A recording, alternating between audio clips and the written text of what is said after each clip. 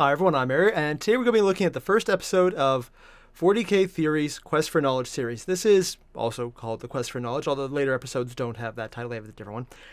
And I actually don't know what this is, but I do know it is tied into TTS because in this one, Remlays, who I would still prefer to call Inquisitor Cyberdong, is already an Inquisitor, which happened in one of the later podcasts, I think podcast 2 or 3, probably podcast 2, which was actually podcast 3 because they started on 0, and I'm just not going to think about it. It's much easier that way. Although I could be wrong because that's me. I'm just looking forward to it because I love every time anything 40K Theory says. I binge watch his videos a lot. People have asked me to react to his stuff before because, well, it's good, and I can't because I've watched most of it. Except for this, because I actually didn't see this one yet. And apparently it's an original composition of his, and I'm just really excited to see what he does. And if his character is similar in any way, shape, or form to the version on the podcasts, I'm going to love the hell out of this. It's happened before with some of the real name of Kitten, which was just hilarious, and it actually had the kitten face on Kitten's body, and I've been getting a print of that if I can find it. So what I'm trying to say is, there is a link below to the original video. Hit it up. And if you haven't, do it. You know, I was kind of go for the Palpatine do it there, but no, I just really failed on that. I failed so hard. We're going to start the video. It has been many long weeks now since I arrived on Airier. That's Death Guard down here. The Astartes of the Death Mechanicus, who reside Death within Guard. this fortress, have been less than welcoming to my presence. Oh, it'd be so on Death Guard If that is Fortress. not. Although I am from one of the Order Minoris, I am still a Lord Inquisitor. Mordigale, the Watch Commander of the Death Watch chapter, Ooh. has allowed me free reign here to study, learn, and theorize. Then why is he at a door? While this fortress is vast and filled with various Xenos specimens So I really want to get a that copy could of this prove figure. useful to study, I know it'd have to be custom made. that is not the reason for my visit here. No? Neither is the lax security in the fortress's quarantine zone. The fact an active Quarantine? webway gate is left unguarded is a cause for concern. I suppose I will have to execute someone to set an example for such incompetence. Okay. That escalated. But no. I am here for the Omega Vault. What? Ah, the Omega Vault. A treasure trove of Yeah, just that little mysteries. right there. Every Really year hammers home that passes, he is one of new those, wonders are revealed. trying to think of a way to say it without sounding Weapons crass. of a long-forgotten age. Technophile? Technophile. Tomes of archaic and ancient lore. Unique one-of-a-kind specimens of creatures long thought to be extinct. As I entered and began to walk through the various chambers of the vault, my personal servo skull floating on ahead of me, using its glowing optics to illuminate the way. Oh god, he has a skull as a flashlight. Inexplicably, I find myself accompanied by a few of the Marines of the Death Watch.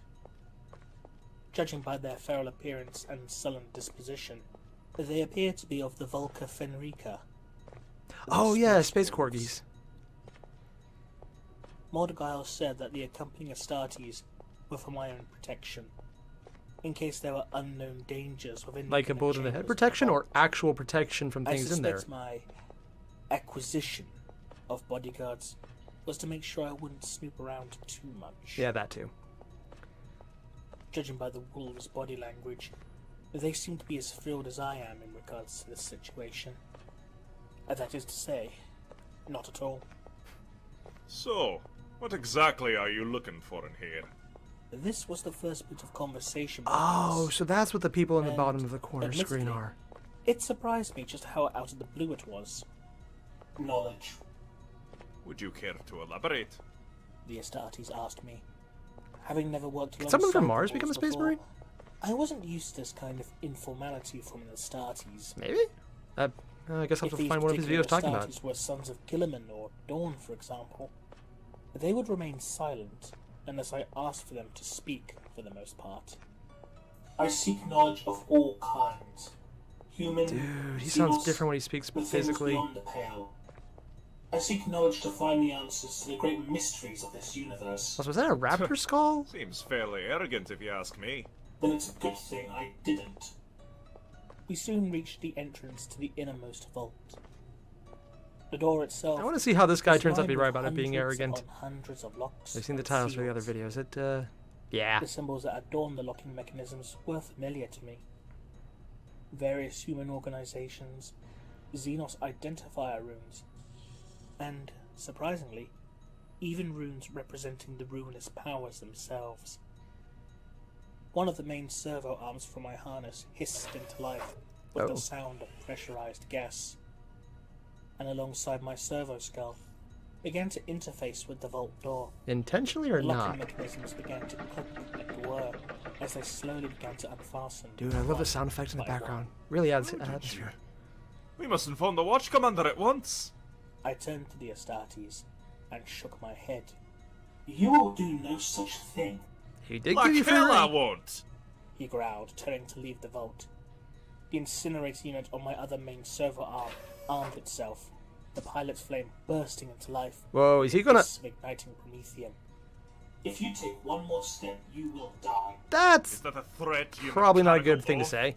He snarled at me, like the feral beast I was his parent chapter's namesake, turning back around, drawing his power axe, and activating its energy field. Oh, they even have You've the axe. obviously never faced a wolf before. And you forget yourself, Astartes. I am Lord Inquisitor Remles of the Ordo Theoreticus. My authority here is absolute. Now, stand It's as absolute down. as you survive, I will but not ask again. that's how most Astartes Astartes just should view stared it. at me for an undetermined amount of heartbeats. We have guarded this vault for centuries. We don't know what could be in there. Not reporting this to the Watch Commander and hiding this for your own selfish interests is tantamount to both treason and heresy, Inquisitor. Yeah. You forget one important thing, young Astartes. Knowledge is power. No, power is only power. true Knowledge is heresy an aspect. is ignorance. The wolf finally relented, growling in frustration as he deactivated and sheathed his blade. As I then powered down my incinerator in kind. So, I have a feeling this entire series is going to be him finding something out and then paying for it. We will begin our research. Okay, so I checked a little disclaimer at the bottom in the comments section that Remles posted, and apparently all future episodes after this one will have moving pictures along with the sound effects and audio effects. And I'm actually looking forward to that because I love the story they're telling, and just being able to see people move around makes it feel more inclusive. Let's go with inclusive to the narrative. I did like how everyone who's talked was actually featured in the image, even if it took a second to find out who they were. Still kind of wondering who the extra Mechanicus guy in the middle was. That confused me, but I'll live with that. I will say, though, as far as tone-setting episodes go, this one does two things really well. One, it flat out states exactly what Remles' problem is going to be. He's being arrogant.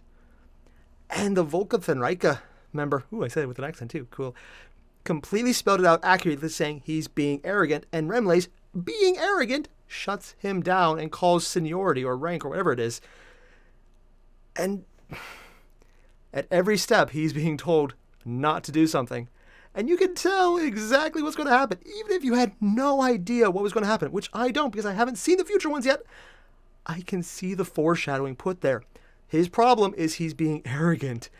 And he thinks he can understand, he thinks he can control, and he thinks it's going to be fine because he's intelligent, he'll learn, it's power. Power is earned, and you earn it a couple different ways. Sanity, experience, money, fame, fortune, or toil. I think toil and pain will be the ones in this one. Because I've seen the titles for the next few episodes. I'm pretty sure they were The Price, The Curse, and The Ramifications of Knowledge.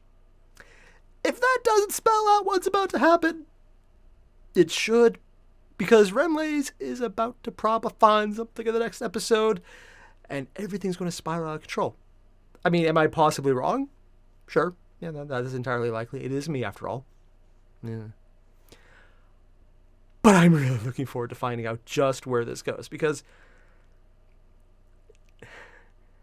it's all the little things, the little audio cues, how they have it sync up to what's happening. It's such a small little thing, but when you don't have any moving images as a source to enhance the narrative, those audio cues become incredibly necessary.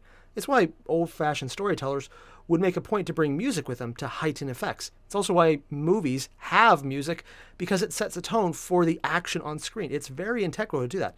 And then suddenly pulling back has the same effect, but once you're used to it, it's just... That was well written, and while it was literally just the setup for episode 2, it did a great job at showing us exactly where the characters are. The Volkov and Rika members of the Death Watch, they don't know what's in there, and they're afraid, but they know what their job is, and that they're, probably in the right here. So ignorant, but doing what's probably the right thing, but not knowing how to stop it when it goes bad. Now, that one's more of an assumption on my part, but it's most likely because they probably don't have the slightest clue what's going to actually happen. And Remley's, yeah, he let that Inquisitor title go to his head. Just the entire, I should probably kill someone as an example. Yeah. Yeah. Well, technically he could because he's an Inquisitor. That's one of those things where he was lost in a warp storm is a probably used explanation a few times because, let's be honest, it's probably happened. Oh no, my power axe slipped through his face 7 times. Oh no. He tripped and fell into a warp storm through my axe 7 times. Yeah. Let's be honest, someone will probably die of old age before that lie comes back to bite anyone. 40k is not exactly fast to respond in many cases. I will say, though, I'm just really looking forward to the next episode. So if you guys haven't already, there is a link below to the original video. Watch it, because it's a really good setup already. I just love how they're setting it up. Everything I've been gushing over. And I'll see you guys in the next one. See you then. Adios. Thank you.